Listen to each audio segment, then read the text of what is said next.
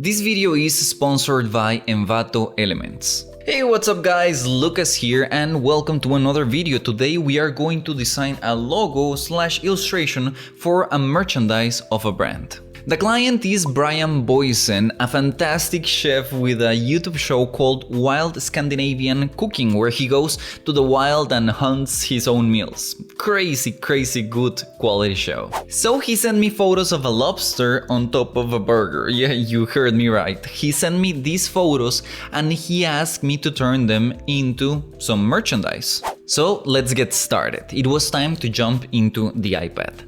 I gathered some references, got to his channel and I got a feel for what is his mood and his style. It is very important that you get the feeling of what is the style of the brand before you start producing any type of logos or visuals for that brand. His channel gave me some old school, outdoorsy, high contrast vibes, so I went to Pinterest and I started looking for logos and illustrations that reminded me of that look. Once I got all of those in a document in Procreate, I was ready to finally start sketching. With the main reference of the lobster, I tried to capture kind of a stylized version of it, because when designing merch, simplicity is key. You want your designs to be readable, it doesn't matter the size that they are printed on, and that is absolutely essential. If you're doing something like a logo or a tiny illustration that you're going to print somewhere, make sure that you can read it when it's tiny. It is not just a matter of drawing the lobster again on top of the burger, it is a matter of simplifying the shapes in order for them to be as readable, as symbolic as possible. The silhouette is one of the most important factors in this type of illustrations. Again, it has to be simple. So what I did is I tested the silhouette by coloring it and making sure that it was readable at a distance when it's very tiny. I also put a circle around it and I put some little text under it because I wanted to get an idea of how it was going to function at the end as a logo. And this is why testing this type of things is absolutely essential, because when I draw it and I see it from afar, I realized that bending the tail on top of the burger was not a very good idea because it made the shape a little bit confusing. So with that, I made a second pass on the sketch and now it was looking actually pretty good, so I was ready to do some clean lines. But I gotta admit, logo design is not really my thing. I am more of an illustrator, so I was going to need some help if I wanted this commission to be a success. That's where websites like Envato Elements can help you out. Envato Elements is a subscription-based website full of anything that a creative can need. Imagine it's like a Disneyland for designers. Stock photos, videos, templates, graphics, and many more, all done by professionals and available to you with unlimited downloads. Since I'm not a graphic designer, I needed some help coming up with ideas and assets to use in this design, so I went there to Envato Elements and I looked for vintage labels. And just like that, done! I had a bunch of professional, copyright-free graphics that I could use to improve and accelerate my work. If you're a creative and you like things like, I don't know, for example, your time, go to the link down there in the description and try Envato Elements.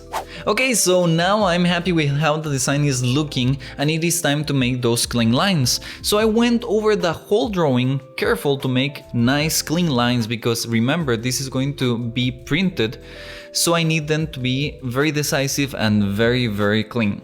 So I went over the whole drawing, this time very careful to make the lines clean and sharp, and I used one of my inking brushes, the LP Sharp Ink, that by the way you can get down there in the description in case that you want to use my brushes. And I have to say, I really like how the drawing was coming along, but then when I put the colors in there, things started kind of falling apart. You know that every painting has what we call the ugly face, right? Well, this was that part for me. When I put those colors in, everything started looking a bit too generic, like a random graphic that you just find on the internet. I started to get a little bit frustrated with it. I started experimenting with different things, for example, changing the color of the line art tweaking the colors here and there, and also even trying different techniques of shading like cell shading, but it was not working. But it was not until I started looking for more references that I found a solution with a high contrast type of shading like hatching. And it just made sense, a high contrast look, and it gave it a little bit more texture, it looked less generic. At the same time, it had the problem that it was also a little bit more complex, and I wouldn't recommend for you to do something like this if you're doing a logo design, but because this was kind of a hybrid between a logo and an illustration, then it was not that bad, so I went with it.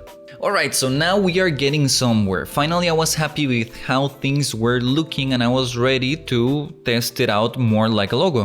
I painted the whole thing white and I was trying to test the silhouette, the same thing that I did before, looking at it as a small little object and see if the silhouette was clear and attractive. I put then some letters on the sides, a BB for Brian Boysen, and then also the name of the show, and a stylized star above the logo because I thought it's cool, it symbolizes the north and, you know, Scandinavia.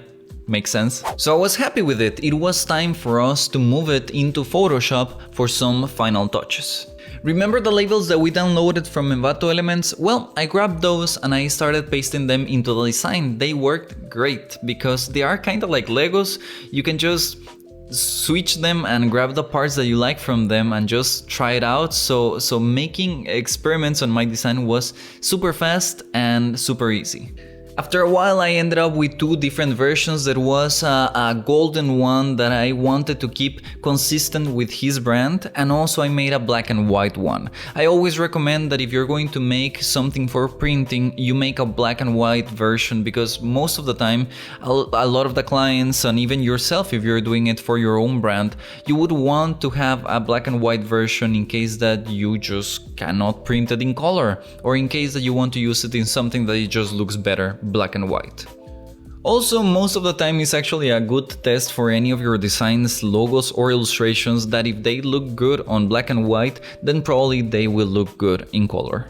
By now I wanted to check it with Brian, so I sent it to him and he actually liked it, which makes me very happy. But he told me that he wanted a color version of the illustration, so they sent me an example of a van with a kind of watercolor effect, and they told me like, we want something like this. So I grabbed one of my brushes, the LP ink glaze, and it was very easy to just start putting some colors in there and give it this watercolor feeling. Easy peasy. We were finally ready to make some mockups and see our designs finally in action. So another little help from Envato Elements, I downloaded these mockups, one of a hoodie, a cap and a shirt, that they make the work of testing your designs in kind of real products very easy. All the mockups had instructions, so it was very easy to just grab my designs, drop them in the right layer, and just like that the mockups were updated with the right color, the right design, and even the right perspective. And also you can just change the color of the pieces of clothing, so I just made a black and a white shirt and also a black and a white hoodie. And then the presentation. I like to give a handmade type of look to my presentations. It doesn't matter if it's for design or it's for my concept art. So I took a blackboard high resolution photo, also from Envato, and I pasted the elements there. I put a couple of tags and arrows in there to make it feel a little bit more handmade. And there you go, here are the final designs.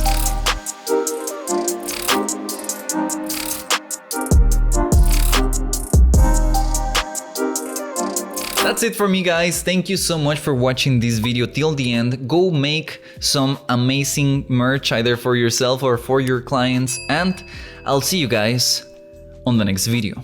Bye.